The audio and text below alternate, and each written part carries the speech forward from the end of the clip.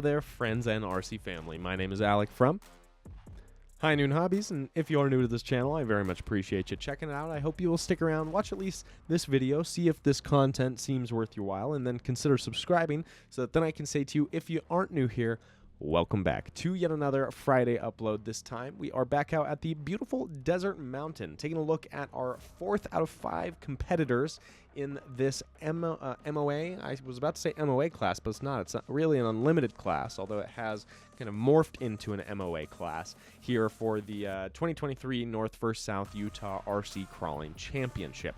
This time we're taking a look at another very competitive, very capable driver from down south representing the Southern Boys, and let's see how Talon from down south handles this course.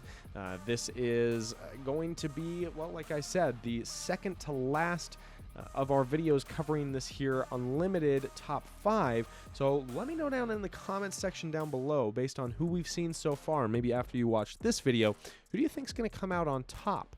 And obviously you could be thrown off there if a new competitor comes into the mix that you weren't expecting. But either way, I hope that you guys enjoy this run. Let's just dive right into it without any further ado. Getting straight into it, already through gate number 1 there, starting this particular runoff just a little bit later than the ones that we've watched so far, although I've tried to adjust the time to be as accurate as I possibly can. But I do apologize for that. You missed Talon hitting that first little ascent. This is Talon, though. This is Riley's older brother, actually. So if this truck looks familiar, it's probably because we saw Riley hit this same course in this same truck last Friday for last Friday's upload on the High Noon Hobby YouTube channel. I appreciate you checking out the High Noon Hobby YouTube channel, by the way. I'm going to take this moment while they're paused just to say thank you very much. If you do enjoy content like this, please remember to subscribe and go ahead and like this video so that I know I'm doing something right. Headed into the bonus now. We dealt with those first 3 gates without too much issue whatsoever. Let's see if he makes the bonus look just as easy. And Talon cruising through their nice bite on that front axle there, dragging that rear through once he gets that good traction bite. Now we're headed into what has become one of the more precarious gates on this course, really for both the setup and the entry, and the exit, my apologies.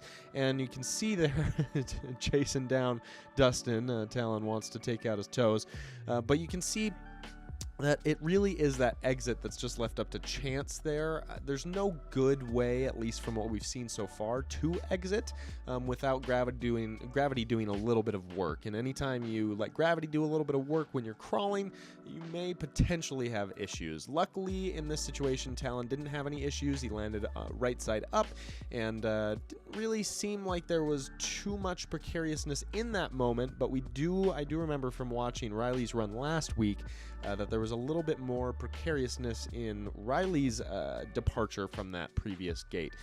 So interesting to see that. I wonder if that's a wheel speed control thing or what, but definitely Talon making that look like not too unsettling. These next 2 gates, that descent and then this ascent right here, not particularly difficult. But, you know, we still had to make the course go this direction. You had to make some obstacles, so that's what we came up with. The side hills were tough for the C3 vehicles, but for these MOA trucks, they just have such long wheelbases and such consolidated weight that side hilling doesn't unsettle them nearly as much. Headed into, again, another one of the more eventful gates on this course with the MOA rigs. This gate number 7 has given some of our drivers trouble, but no trouble here for Talon, maintaining his -10 score and coming in through that gate number 7 at under 3 minutes, about 2:50 when he passed through that gate number 7. Gonna head into the second bonus here if our spectators would find a different position to spectate, and let's see if he makes this look as easy as he's made the rest of the course look. Getting a little bit sketchy with that rear axle, but keeping it together by reducing the wheel speed back there, trying to drag it through with the front. Again, another cool thing that you can do with these MOA rigs. And making it through that second bonus there. You can see me jumping over to the other rock to get out of his way. Making it through that second bonus without any sort of problem. Talon is cruising through this course. Let's see what happens here towards the end. There's not too much left that could cause issue, but that's not to say that there's nothing. This gate right here, in fact, could cause some problems, especially with these MOA rigs, how wide these axles are. It's really tough. You really have to stand these guys almost all the way up to get through there, as we noticed there, but not a problem. I like the way that Talon very methodically used his steering there in the front to kind of shimmy the rear axle over. That's definitely a solid tactic that we've seen from a couple drivers on this course, and something that is very, very great for anyone to remember in a Class 2, Class 3, or an unlimited rig, because that can definitely apply to all of them, although it's certainly probably the most noticeable on these MOA rigs just because of the low weight. Talon finds himself in a bit of a sketchy situation here. He's going to take the bailout and come back around. I think that's the right call, and it's interesting how this is actually not the first time we've seen a competitor get kind of tripped up by this V-notch, because you have to go diagonally to the V-notch to get over to this gate number 9, and your truck wants to kind of center itself. Once it gets in there, it wants to pull the axles up onto either side of the V-notch, which you don't want. You want to get through it kind of like you're crossing an intersection, which a truck just doesn't quite want to do. Headed through this section here, very sketchy, honestly. That was the sketchiest moment we've seen on this entire run so far. Luckily, it panned out for him, but there were certainly a lot of ways that couldn't have. If he hit the boundary, that would have been a 10-point, or if Talon hit that bonus gate, that would have been a 10-point penalty. So definitely risking it for the biscuit, trying to throttle his way out of there and avoid that boundary made it a little bit more sketchy. I would have liked to maybe seen a reverse or some other type of reset there, but it worked out for him. And here we are at the finish, a -20, 5:33.14, an excellent run from my friend here. Very well done, Talon, and thank you for letting us watch. Come along now. Let's take a look at a couple of the highlights here. Just go through them really quick. All right, that was a great run. There are just a couple of moments that I want to look back over and see what we think about it. This first moment here, this is right after the bonus gate and after the kind of gnarly gate number 4, I believe, but before we head up through this little V-notch. Now, most competitors have been heading up through this V-notch, but Talon actually showed me something there, or clued me into something that I didn't even realize before, where he's going over on this ledge right now, and he's moving over or driving over to his driver's side.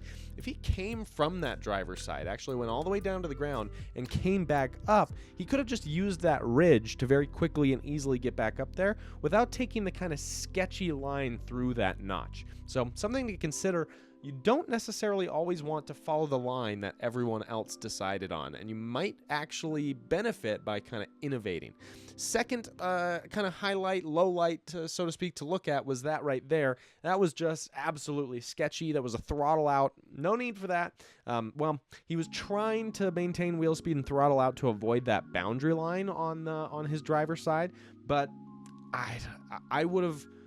I probably would have taken the reverse. There were just so many moments there where he could have gained too many points, right? He could have hit both the boundary and the bonus, technically, in that moment. He could have accumulated 20 points, whereas a reverse is -1. And I know in these scenarios, you're really trying to save every single point you possibly can, especially in MOA or unlimited class, where it's an incredibly competitive and very, very slim margins for that top 5 or even top 3.